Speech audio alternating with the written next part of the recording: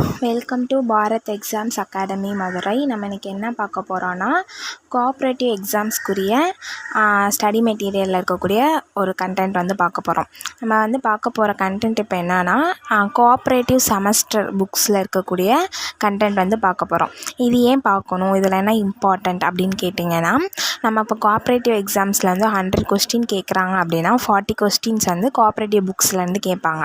So அந்த புக்ஸ்லேருந்து எடுத்த கண்டென்ட்டை நம்ம ஒன்லைனராக வந்து கன்வெர்ட் பண்ணி வச்சுருக்கோம். ஸோ அதில் இருக்கக்கூடிய அதை வந்து நம்ம 10 யூனிட்டாக வந்து செப்ரேட் பண்ணி அதில் இருக்க அந்த கண்டென்ட்டை ஃபுல்லாக ஒன்லைனராக வந்து இது பண்ணி வச்சுருக்கோம். ஸோ அதில் இருக்க அந்த கிளாஸஸ் தான் நம்ம இப்போ வந்து பார்க்க போகிறோம். ஓகேங்களா? இப்போ இந்த கிளாஸஸ் வந்து மொத்தம் 10 யூனிட்ஸ் இருக்குது. ஒரு யூனிட்லேயும் ஒரு விதமான கொஸ்டின்ஸ், ஒரு விதமான கண்டென்ட் இருக்குது. ஸோ வந்து கண்டிப்பாக இந்த 10 யூனிட்ஸுமே மறக்காமல் ஸ்கிப் பண்ணாமல் இந்த வீடியோஸ் ஃபுல்லாமே கண்டினியூ பண்ணி பாருங்கள். அப்போ தான் கண்டிப்பாக நீங்கள் 40 கொஸ்டின்ஸ் வந்து கோஆப்ரேட்டிவ் எக்ஸாம்ஸில் கண்டிப்பாக 40 கொஸ்டின்ஸ் வந்து இதுலேருந்து கண்டிப்பாக கேட்பாங்க. கண்டிப்பாக வந்து நம்ம கரெக்டாக ஆன்சர் பண்ணலாம். ஓகேங்களா? நான் இந்த எக்ஸாம்ஸ்க்குரிய study material, online class, test batch எல்லாமே வந்து நம்ம அகாடமியில் வந்து அவைலபிளாக இருக்குது. ஸோ வில்லிங் ஸ்டூடெண்ட்ஸ் வந்து காண்டாக்ட் பண்ணுங்கள். வாங்க நம்ம வீடியோஸ்குள்ளே போகலாம். ஃபஸ்ட் கொஸ்டின் பாருங்கள். ஃபஸ்ட்டு யூனிட் என்னென்னா மேலாண்மை. ஓகேங்களா?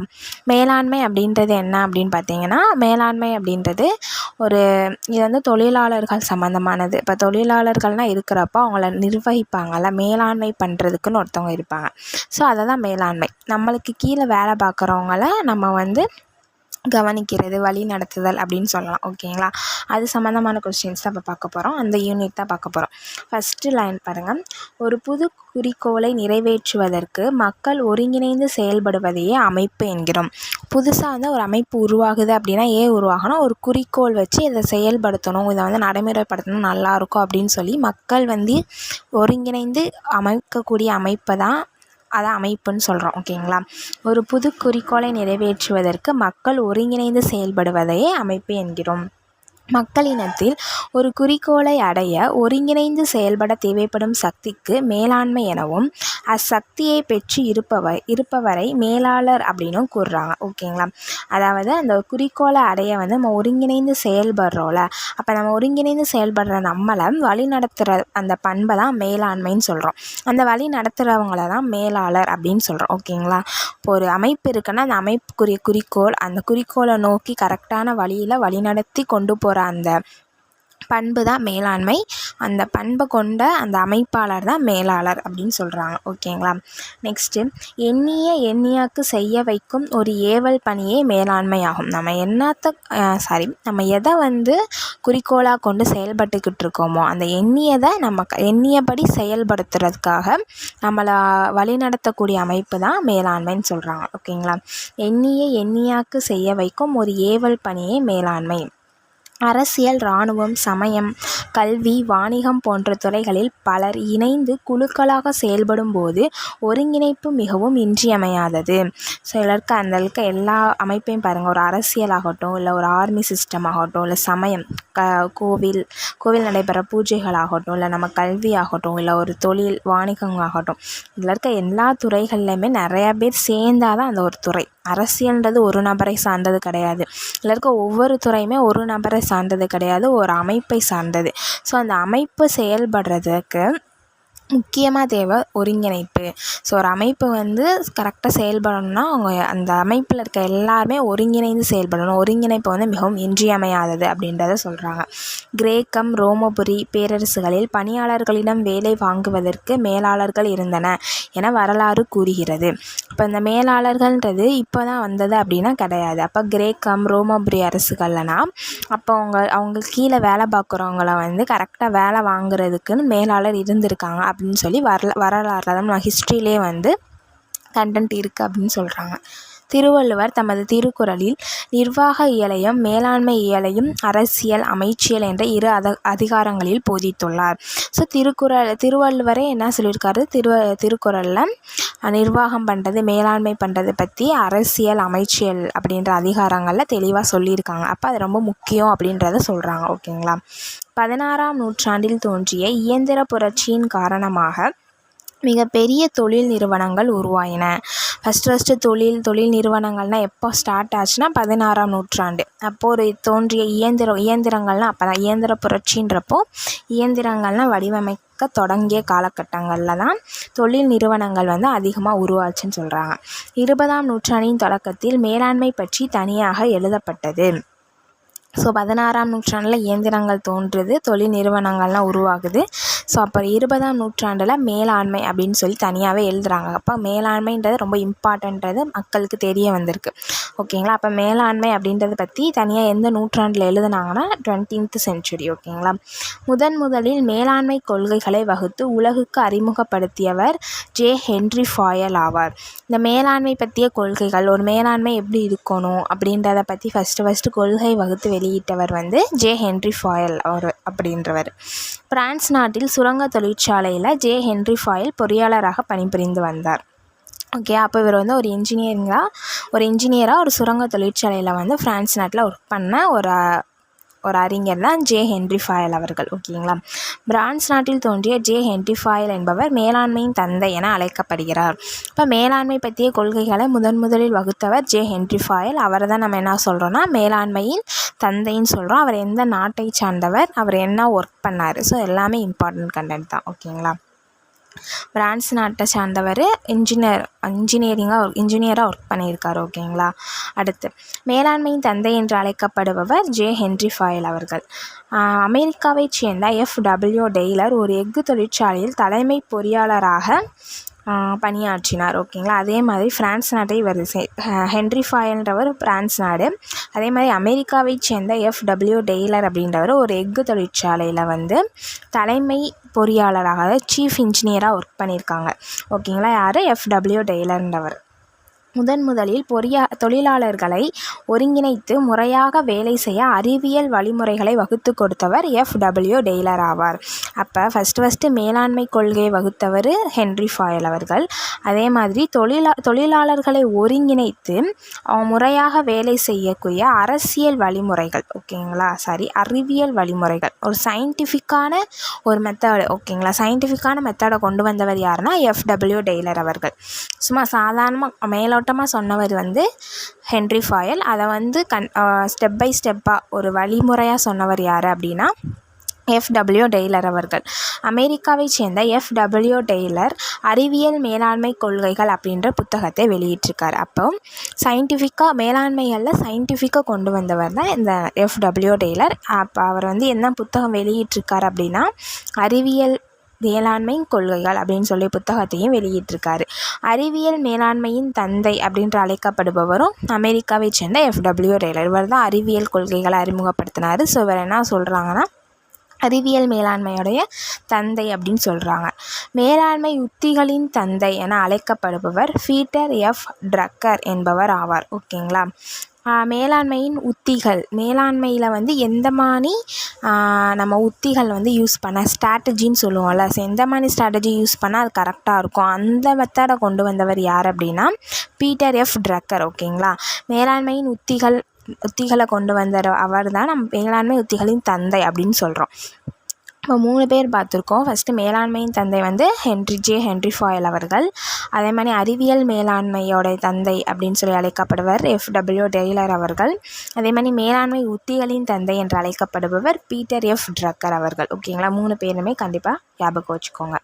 எடுத்த குறிக்கோளை எளிதில் வெற்றியடைய என்னென்ன உத்திகளை கையாள வேண்டும் என உலகுக்கு எடுத்து கூறியவர் பீட்டர் ட்ரக்கர் என்பவர் ஆவார். ஓகேங்களா. அதாவது எந்தெந்த எடுத்த குறிக்கோளை எளிதில் வெற்றி அடைய என்னென்ன உத்திகளை கையாள வேண்டும் அப்படின்ற உலகுக்கு எடுத்து கூடியவர் யார் அப்படின்னு பார்த்தீங்கன்னா பீட்டர் ட்ரக்கர் அவர்கள். ஓகேங்களா. அந்த உத்திகள் பற்றி சொன்னவரே நம்ம ட்ரக்கர் தான். ஓகேங்களா. நெக்ஸ்ட்டு வான்புகழ் கொண்ட வள்ளுவர் பொருள், கருவி, காலம், தொழில், இடம் ஆகிய 5ஐயும் அறிந்து செயல்படும் செயல்திறன் வினைச்செயல் என மேலாண்மைக்கு விளக்கம் அளித்துள்ளார். இப்போ ஒரு மேலாண்மை அப்படின்றது எப்படி இருக்கணும் அப்படின்றத வள்ளுவர் எப்படி சொல்கிறார்? இப்போ நம்ம ஒரு தொழில் தொடங்க போகிறோம் அப்படின்னா நம்மளுக்கு என்னென்ன வேணும், அதுக்குரிய பொருள் வேணும். அந்த பொருளை இப்போ நம்மளுக்கு இப்போ ஆக்சுவலாக வந்து நம்ம ஒரு சுகர் ஃபேக்ட்ரி வைக்க போகிறோம் அப்படின்னா நம்மளுக்கு கரும்பு வேணும் ஃபஸ்ட்டு. ஸோ அந்த கரும்பை சுகராக கன்வெர்ட் பண்ணுறக்குரிய கருவி வேணும். ஸோ எந்த காலத்தில் கரும்பை விளைவிக்கணும் அப்படின்ற அந்த காலம் தெரியணும். அதை எப்போ நம்ம சுகராக மாற்றணும் அந்த கால நடைமுறைகள் எல்லாமே தெரியணும். அப்புறம் தொழில் அணுகுமுறைகள், அதை எப்படி வந்து நம்ம எப்படி வந்து மக்கள்கிட்ட கொண்டு போய் சேர்க்க முடியும், தொழில் பண்ணுறது எப்படி அப்படின்ற அணுகுமுறைகள் தெரியணும். இடம், இப்போ ஒரு அந்த சுகர் ஃபேக்ட்ரி வைக்க போகிறோன்னா அந்த இடம் எப்படி இருக்கணும், அதை சுற்றி நம்மளுக்கு எப்படி போக்குவரத்து அமையணும், எந்த மாதிரி, இது எல்லாமே தெரிஞ்சால் தான் நம்ம ஒரு தொழில் நிறுவனம் வந்து ஸ்டார்ட் பண்ண முடியும். ஓகேங்களா. ஸோ இதுதான் மேலாண்மை. ஓகேங்களா. அப்போ நம்ம ஒரு ஸ்டார்ட் பண்ண போகிறோம், ஒரு அமைப்பை வந்து உருவாக்க போகிறோன்னா அந்த அமைப்பில் என்னென்னா இருக்கணும், அதை எப்படின்னா கொண்டு போகணும் அப்படின்றத வள்ளுவர் வந்து வினைச்செயல் அப்படின்ற அதிகாரத்தில் வந்து சொல்லியிருக்காரு. இதுவும் மேலாண்மை சம்பந்தமானது அப்படின்றத சொல்கிறாங்க. ஓகேங்களா. ஹென்றி ஃபாயல் கூற்றுப்படி மேலாண்மை செய்தல் என்பது யூகித்தல், திட்டமிடுதல், அமைத்தல், ஆணையிடுதல், ஒருங்கிணைத்தல் மற்றும் கட்டுப்படுத்துதல் என விளக்கமளித்துள்ளார். ஹென்றி ஃபாயல் யாருன்னா மேலாண்மையோட தந்தை. அவர் என்ன சொல்கிறார், மேலாண்மை அப்படின்றது எப்படி இருக்கும்னா ஃபஸ்ட்டு யூகித்தல்னால் திங்க் பண்ணணும், திட்டமிடுதல் அப்படின்னா பிளான் பண்ணணும், அமைத்தல் அதுக்கப்புறம் அதை வந்து நம்ம செயல்படுத்தணும், அடுத்து ஆணையிடுதல், அமைச்ச பிறகு அங்கே கூடிய வேலை பார்க்குறவங்களுக்கு நம்ம கரெக்டான ஆர்டரை வந்து பாஸ் பண்ணணும், ஒருங்கிணைத்தல். ஸோ எல்லாத்தையுமே தொழிலாளர்கள் அனைவரும் ஒருங்கிணைக்கணும், அங்கே இருக்க மக்கள், அங்கே இருக்க ஒவ்வொரு அமைப்பையுமே நம்ம ஒருங்கிணைக்கணும், மற்றும் கட்டுப்படுத்தல், அவங்கள கண்ட்ரோல் பண்ணி வைக்கணும். இது எல்லாமே வந்து மேலாண்மையுடைய ரொம்ப மேலாண்மை செய்தல் அப்படின்றது எல்லாமே இணைந்தது தான் அப்படின்னு சொன்னவர் யாருன்னா ஹென்றி ஃபாயல் அவர்கள். ஓகேங்களா. ஸோ மொத்தம் எத்தனை ஸ்டெப் இருக்குதுன்னு பார்த்துக்கோங்க. யூகித்தல், திட்டமிடுதல், அமைத்தல், ஆணையிடுதல், ஒருங்கிணைத்தல், கட்டுப்படுத்தல், மொத்தம் 6 ஸ்டெப்ஸ் இருக்குது. ஸோ கரெக்டாக பார்த்துக்கோங்க. நெக்ஸ்ட்டு, முன்கூட்டியே தீர்மானிக்கப்பட்ட குறிக்கோளை நிறைவேற்ற பல நபர்களை கொண்டு செய்து முடிப்பது ஒரு அறிவியல் கலை அப்படின்னு கூறியவர் வந்து F.W. டெய்லர். அவர் தான் அறிவியல் மேலாண்மையுடைய தந்தை. ஸோ அவர் என்ன சொல்லியிருக்காரு அப்படின்னா, மேலாண்மை அப்படின்றது முன்கூட்டியே தீர்மானிக்கப்பட்ட குறிக்கோளை நம்ம ஆல்ரெடி யோசித்து வச்சுருந்த அந்த அப்ஜெக்டிவாக நிறைவேற்றுறதுக்கு நம்மளுடைய குறிக்கோள் தான் அது. ஆனால் நம்ம குறிக்கோள் நிறைவேற்றுறதுக்கு பல நபர்களை கொண்டு செய்து முடிப்பது ஒரு அறிவியல் கலை. நம்மளுடைய அப்ஜெக்டிவாக நம்ம கரெக்டாக போய் ரீச் பண்ணுறதுக்கு நம்ம ஒரு அமைப்பை உருவாக்கி அந்த அமைப்பு மூலமாக நம்ம அதை ரீச் பண்ணுறதுன்றது ஒரு பெரிய அறிவியல் கலை அப்படின்னு சொல்லியிருக்காரு. யாருன்னா F.W. டெய்லர் அவர்கள். ஓகேங்களா. அடுத்து அதே மாதிரி பீட்டர் F. ட்ரக்கர்ன்றது மேலாண்மை உத்திகளுடைய தந்தை அப்படின்றவர் தான் பீட்டர் F. ட்ரக்கர். அவர் என்ன சொல்லியிருக்காரு அப்படின்னா, மேலாண்மை என்பது ஒரு நிறுவனத்தின் தொழில், வியாபாரம், தொழிலாளர்கள் ஆகியவற்றை நிர்வகிக்கும் பணி அப்படின்னு சொல்லியிருக்காரு. இப்போ மேலாண்மை அப்படின்றது எது, அவர் தொழிலையும் அவங்க நிர்வகிக்கணும், அந்த வியாபாரத்தையும் நிர்வகிக்கணும், தொழிலாளர்களையும் நிர்வகிக்கணும், 3 பேரையுமே நிர்வகிக்கும் பணி தான் மேலாண்மை அப்படின்னு சொல்லியிருக்காங்க. குறைந்த முயற்சியில் நிறுவனத்திற்கு அதிக பலன், பொதுமக்களுக்கு சிறந்த சேவை, பணியாளர் உரிமையாளர்களுக்கு முன்னேற்றம் தரவல்ல ஒரு கலையே மேலாண்மை என கூறியவர் வந்து ஜான் F. மே அவர்கள். இப்போ இவர் வந்து ஆல்ரெடி 3 பேரை பார்த்துருந்தா இவர் 4வது ஆள். ஓகேங்களா. John F. மே அவர்கள். அவர் என்ன சொல்கிறாருன்னா, குறைந்த முயற்சியில் நிறுவனத்திற்கு அதிக பலன், பொதுமக்களுக்கு சிறந்த சேவை, பணியாளர் உரிமையாளர்களுக்கு முன்னேற்றம் தரவல்ல ஒரு கலையே மேலாண்மை அப்படின்னு சொல்லியிருக்காரு. பொதுமக்களுக்கும் நம்ம ஹெல்ப் பண்ணணும், அது மூலமாக நம்மளுடைய தொழிலாளர்களுக்கும் அது வந்து ஒரு முன்னேற்றமாக இருக்கணும், நம்மளை சுற்றி இருக்கிறவங்களுக்கும் அது ஒரு சேவையாக இருக்கணும், அதுதான் வந்து மேலாண்மை. அப்படிப்பட்ட ஒரு நிறுவனத்தை தான் நம்ம நிர்வகிக்கணும் அப்படின்னு சொல்லியிருக்காரு. யாருன்னா ஜான் F. மே அவர்கள். மேலாண்மை உத்திகளின் தந்தை. ஓகே, நம்ம பாருங்கள், இதில் வந்து ஒரு கொஸ்டின் இருக்குது. மேலாண்மை உத்திகளின் தந்தை என்று அழைக்கப்படுபவர் யார்? பாருங்கள், ஆப்ஷன் பாருங்கள். ஹென்றி ஃபாயல் வந்து மேலாண்மையோட தந்தை, டெய்லர் வந்து அறிவியல் மேலாண்மையோட தந்தை, பீட்டர் F. ட்ரக்கர் அவர்கள் தான் மேலாண்மை உத்திகளின் தந்தை. ஸோ ஆப்ஷன் E தான் கரெக்டான ஆன்சர். மேலாண்மையின் தந்தை அழைக்கப்படுபவர் ஹென்றி ஃபாயல் அவர்கள். ஸோ ஆப்ஷன் D பாருங்கள், ஹென்றி ஃபாயல் அவர் தான் வந்து மேலாண்மையோட தந்தை. ஓகேங்களா. நெக்ஸ்ட்டு, பணியாளர்களின் திறமைகளை வெளிப்படச் செய்து வேலை வாங்குகின்ற ஒரு தனிக்கலையே மேலாண்மை அப்படின்னு கூறியவர் யார் அப்படின்னு கேட்குறாங்க. இது ஆக்சுவலாக கண்டென்ட்டில் இல்லை, ஆக்சுவலாக இதுவுமே கொஸ்டின் தான். ஓகேங்களா. ஒன்லைனராக இல்லாமல் இருக்குது, பட் பார்த்துக்கோங்க. பணியாளர்களின் திறமையை வெளிப்படச் செய்து வேலை வாங்குகின்ற ஒரு தனிக்கலை. ஒவ்வொரு பணியாளர்கிட்டே ஒரு திறமை இருக்கும், அதை அவங்க வெளிப்பட செய்து அது மூலமாக வேலை வாங்கணும். இவங்க வந்து இந்த ஒர்க் நல்லா பண்ணுவாங்க, இவங்க இந்த ஒர்க் பண்ணுவாங்க, இவங்க வந்து கரெக்டாக இதை வந்து செப்பரேட் பண்ணுவாங்க அப்படின்னு சொல்லி ஒவ்வொருத்தருக்கு திறமையும் அனலைஸ் பண்ணி அதை வெளிக்கொணர்ந்து அவங்ககிட்ட வேலை வாங்குறது தான் மேலாண்மை அப்படின்னு சொன்னவர் யாருன்னா பிசி டேவிஸ் அவர்கள். ஓகேங்களா. Option B PC Davis. ஒரு தொழிலுக்கு தேவையான தொழில்நுட்ப அறிவுக்கும் மேலான செயல்திறனை மேலாண்மை அப்படின்னு கூறியவர் யார் அப்படின்னு பார்த்தீங்கன்னா ஜார்ஜ் எல்டன் மாயோ அவர்கள். ஓகேங்களா. அதாவது தொழிலுக்கு தேவையான தொழில்நுட்ப அறிவுக்கு மேலான செயல்திறனை மேலாண்மை. ஒரு தொழில் தொடங்க போகிறனாலே அவங்களுக்கு மேலாண்மை சம்மந்தமான பண்பு இருக்கணும் அப்படின்றது தான் இதோடைய கண்டென்ட். ஓகேங்களா. இதை சொன்னவர் யாருன்னா ஜார்ஜ் எல்டன் மாயோ அவர்கள். சிறந்த மேலாண்மை அமைப்பை பெற்றிராத அரசாங்கம் மணல் மீது கட்டப்பட்ட மாளிகை போன்றது என்று கூறியவர். அதாவது மேலாண்மை இல்லாமல் நம்ம ஒன்று பண்ணுறது மணல் மீது கட்டப்பட்ட மாளிகை, அது எப்போ உடையுனே தெரியாது. சரிங்களா. யார் வேணாலும் அது ஈஸியாக உடைச்சிடலாம். அந்த மாதிரி ஒரு அமைப்பு தான் நம்ம மேலாண்மை அமைப்பை பெற்றிராத ஒரு அரசாங்கம் அப்படின்றது மணல் மேல் கட்டப்பட்ட மாளிகை போன்றது அப்படின்னு சொன்னவர் யார் அப்படின்னு பார்த்தீங்கன்னா நம்ம அமெரிக்காவுடைய முன்னாள் குடியரசுத் தலைவர் தியோடர் ரூஸ்வெல்ட் அவர்கள். ஓகேங்களா. Theodore Roosevelt. இது ரொம்ப முக்கியமான கண்டென்ட் பார்த்துக்கோங்க. அவர் சொன்ன வாக்கியம் மணல் மீது கட்டப்பட்ட மாளிகை, இது ரொம்ப ஃபேமஸான ஒரு வாக்கியம் கூட. சொன்னவர் யாருன்னா தியோடர் ரூஸ்வெல்ட் அவர்கள், அமெரிக்காவோட முன்னாள் குடியரசுத் தலைவர். ஒரு காரியத்தை செய்ய முடிவு செய்த பின் அக்காரியத்தை எப்போது செய்வது என்ற முடிவு எடுக்கும்போது கலை மேலாண்மையில் இடம்பெறுகிறது. அதாவது நம்ம ஒரு விஷயம் செய்ய போகிறோம் அப்படின்னு முடிவு எடுத்துட்டோன்னா அக்காரியத்தை எப்போது செய்வது, எந்த நேரத்தில் அது செஞ்சால் கரெக்டாக இருக்கும் அப்படின்னு நம்ம யோசிச்சிங்கனாலே உங்கள்கிட்ட அந்த மேலாண்மை பண்பு இருக்குதுன்னு அர்த்தம். எதையுமே யோசிக்காமல் ஓகே நம்ம முடிவு எடுத்துட்டோம், அதை பண்ணிடுவோம், உடனே பண்ணணும், இப்போ பண்ணணும், அப்போ பண்ணணும் அப்படின்னு இல்லாமல் அது கரெக்டான டைம் எப்போன்னு யோசிக்கிறீங்கனாலே உங்களுக்கு அந்த மேலாண்மை பண்பு, அந்த கலை உங்கள்கிட்ட இருக்குதுன்னு அர்த்தம்னு சொல்கிறாங்க. ஓகேங்களா. மேலாண்மையின் கலை என்பது மேலாளர் எக்காரியத்தை செய்ய வேண்டும் என்பதை விட அக்காரியத்தை அவர் எவ்வாறு செய்ய வேண்டும் என்பதை வலியுறுத்தும் நிலையாகும். அதாவது மேலாண்மையினோட கலை அப்படின்றது மேலாண்மை செய்ய வல்லவர் தான் மேலாளர். ஸோ மேலாளர் வந்து ஒரு விஷயத்தை செய்கிறாரு அப்படின்றத விட அதை எப்படி செய்கிறாரு, எந்த மாதிரி அதை எக்ஸிக்யூட் பண்ணால் கரெக்டாக இருக்கும்ன்றதை அவர் யோசிக்கிறாரா, அதுதான் அவருடைய மேலாண்மையோடைய கலை அப்படின்னு சொல்கிறாங்க. ஓகேங்களா. நெக்ஸ்ட்டு, ஒரு சிக்கலை தீர்க்க முடிவை திணித்தல், சமரசம் செய்தல், இரு சாரரும் ஒத்துப்போதல் என்ற 3 வழிகளை கூறியவர் திருமதி மேரி பார்க்கர் ஃபாலட் அவர்கள். இந்த 3 வழிகள் என்னென்ன? ஒரு சிக்கலை தீர்க்க முடிவை திணித்தல், சமரசம் செய்தல், இரு சாரரும் ஒத்துப்போதல். எப்பயுமே ஃபேக்ட்ரி இல்லை எந்த ஒரு தொழில் நிறுவனம் அப்படின்னு எடுத்தாலும் ஏதோ ஒரு பிரச்சனை வரப்போ அந்த பிரச்சனையை எப்படி சால்வ் பண்ணலான்றதையும் பார்க்கணும். இல்லை 2 பேருக்குள்ளே போட்டியாக இருக்குது, 2 குரூப்பாக சேர்ந்து சண்டை போடுறாங்கன்னா அது எப்படி நம்ம சமரசம் செய்யலாம், இல்லை 2 பேர்கிட்டையுமே எப்படி ஒத்துப்போக 2 பேருமே பேசி எப்படி ஒத்துப்போக வைக்கலாம் அப்படின்ற இந்த வழிகள் எல்லாமே ஒரு மேலாளருக்கு தேவை அப்படின்னு சொன்னவர் யார் அப்படின்னா திருமதி மேரி பார்க்கர் ஃபாலட் அவர்கள். ஓகேங்களா.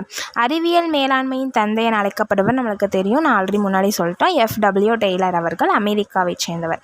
மேலாண்மை விஞ்ஞானம் எங்கு முடிவு பெறுகின்றதோ அங்கு கலை ஆரம்பமாகிறது என்பது மேலாண்மையின் தத்துவம். ஓகேங்களா. அதாவது மேலாண்மை விஞ்ஞானம் எங்கு முடிவு பெறுகிறதோ அங்கு கலை ஆரம்பமாகிறது அப்படின்றது எதோடைய தத்துவம்னா மேலாண்மையுடைய தத்துவம். சிறிய நிறுவனங்களில் அதன் உரிமையாளர்களே நிர்வாகிகளாக இருப்பார்கள். ஓகேங்களா. அதாவது சின்ன சின்ன ஃபேக்ட்ரிஸ்ன்னு பார்த்தீங்கன்னா அதோடைய நிர்வாகிகள் தான் அதோடைய ஓனர்ஸாகவும் இருப்பாங்க. அதோடைய ஓனர்ஸ் தான் நிர்வாகிகளாகவும் இருப்பாங்க. ஓனர் யாரோ அவங்களே தான் மேலாண்மை பண்ணுவாங்க, அவங்களே தான் மேலாளராகவும் இருப்பாங்கன்னு சொல்கிறாங்க சிறிய நிறுவனங்களில். பெரிய நிறுவனங்களில் பல பேர் உரிமையாளர்களாக இருப்பதால் நிர்வாக குழுவின் மூலம் நிர்வகிக்கப்படுகிறது. பெரிய பெரிய இண்டஸ்ட்ரி, பெரிய பெரிய ஃபேக்ட்ரின்னு பார்த்தீங்கன்னா ஒரு ஆள் ஓனராக இருக்க மாட்டாங்க, நிறைய பேர் பார்ட்னர்ஷிப்பில் ஓனராக இருக்கனால நிர்வாகத்தை நிர்வகிக்கிறதுக்குனே தனி குழு அமைச்சு அதன் மூலமாக அவங்க நிர்வாகம் பண்ணுறது அப்படின்னு சொல்கிறாங்க. ஓகேங்களா. அதுதான் அவங்களுடைய நிர்வாகம். ஓகேங்களா. அப்போ பெரிய நிறுவனங்களில் பல பேர் உரிமையாளர்களாக இருப்பதால் நிர்வாக குழுவின் மூலம் நிர்வகிக்கப்படுகிறது. ஆனால் சிறிய நிறுவனங்களில் உரிமையாளர்களே நிர்வாகிகளாக இருப்பார்கள் அப்படின்னு சொல்கிறாங்க. ஓகே, இன்றைக்கி இது போதும். நெக்ஸ்ட்டு கண்டென்ட்லேருந்து நெக்ஸ்ட்டு கொஸ்டின்லேருந்து அதாவது நெக்ஸ்ட்டு கண்டென்ட்டை நெக்ஸ்ட்டு வீடியோவில் பார்க்கலாம். தேங்க்யூ.